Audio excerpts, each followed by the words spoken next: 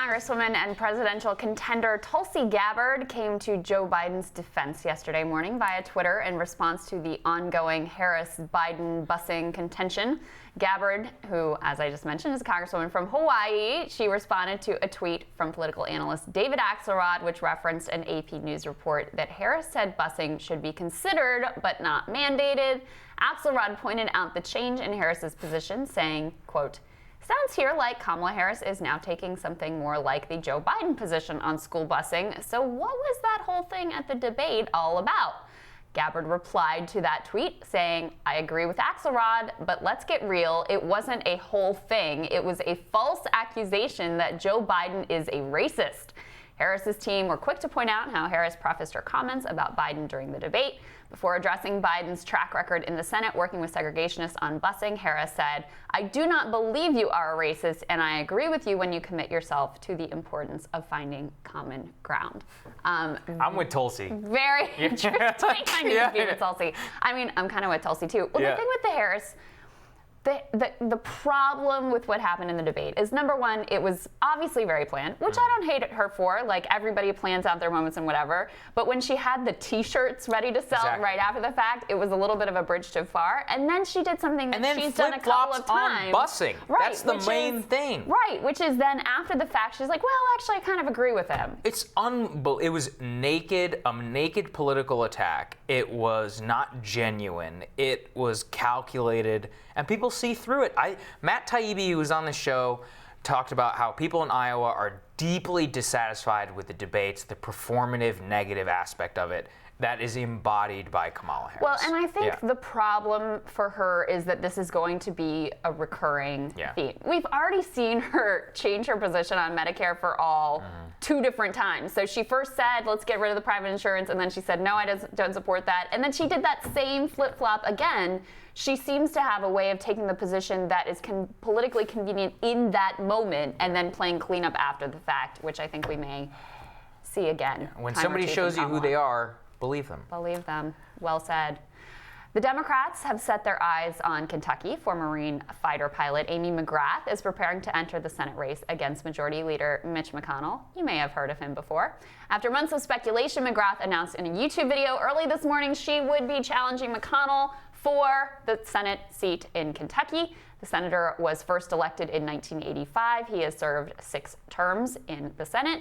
McGrath, who retired from the Marines in 2017, first emerged in 2018 when she challenged Congressman Andy Barr for Kentucky's 6th congressional district. She lost that race by a close margin of 3 percentage points.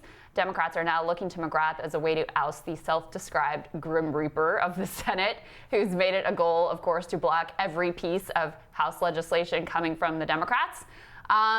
Okay, so I know Amy McGrath a little bit. Yeah. I've seen her in action in Kentucky, where I used to live. Here's what I would say. Will she win? Probably not. Yeah. Not to be the Grim Reaper myself for the Democrats, probably not. Will she get a massive national profile and raise a bajillion dollars? Absolutely. Oh, yeah. And she's got that resume, you know, as a veteran, as a female trailblazer, like all of that Democrats nationally are going to absolutely go bananas over, as they did it when she was running just for Congress. It's going to be the Ossoff of 2020. I mean, she's going to raise a ton of money. She's not going to win.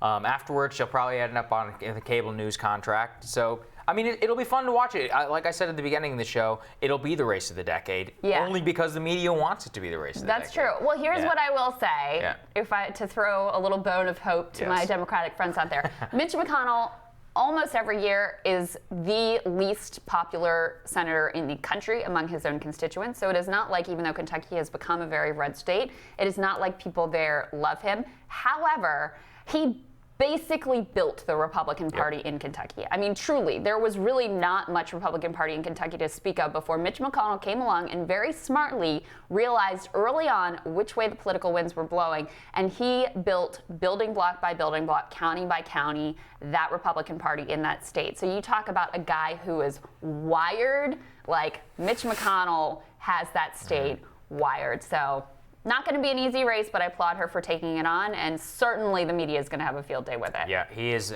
one of the most talented politicians of the age. So we'll see how it goes.